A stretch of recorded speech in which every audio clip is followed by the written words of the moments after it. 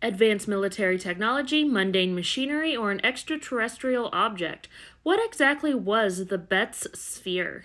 In the spring of 1974, the Betz family drove out to a piece of property they owned north of Jacksonville. There had been wildfires in the area, and they wanted to check on their property, which was mainly pulp trees. When they got to the property, it looked like a microburst had hit.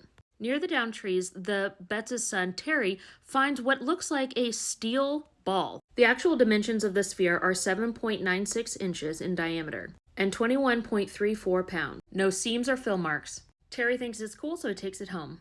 The ball sits in Terry's room for a couple of days until he is playing his electric guitar for his girlfriend. The ball started vibrating as he's playing and was trying to match the tones of the guitar. The family started doing their own experiments on this ball. They noticed that whenever you rolled it on the floor, whoever rolled it, the ball would come back to you. You could stand in one spot, roll it away from you, walk to a different spot, and the ball would roll back to your new spot. They also noticed that the more you rolled it, the more magnetic it got. For one test, they put it on a circular wooden table with a glass top.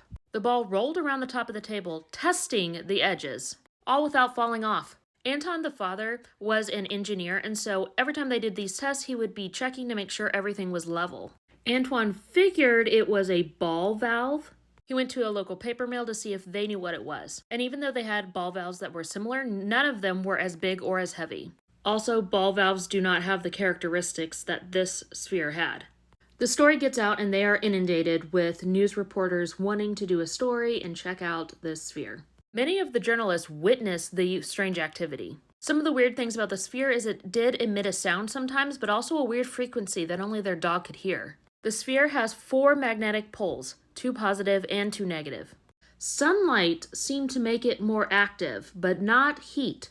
And as soon as the family brought the sphere home, they started having poltergeist-like activity in their house. The mother, Jerry, was a real go-getter, and she decided to contact the Navy because they really just wanted to know what this thing was once and for all. The Navy did a series of tests and tried to x-ray it, but said that they couldn't because their x-ray machine wasn't strong enough. She got the sphere back from them, but also got back x-rays of the sphere that they said they could not x-ray. The x-rays showed spheres inside the sphere with small filaments, but if you shook the ball, they wouldn't clink around. You'd just hear slight pings. There was also no noticeable sloshing around if there was a liquid in it.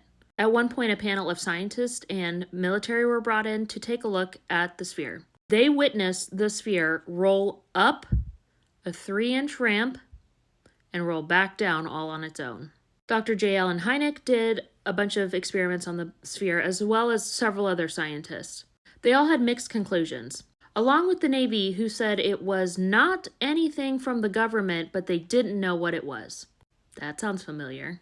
Because of the hubbub around this story, the family starts getting threats, and so they go into hiding. And nobody ever really got any answers to what this thing really was.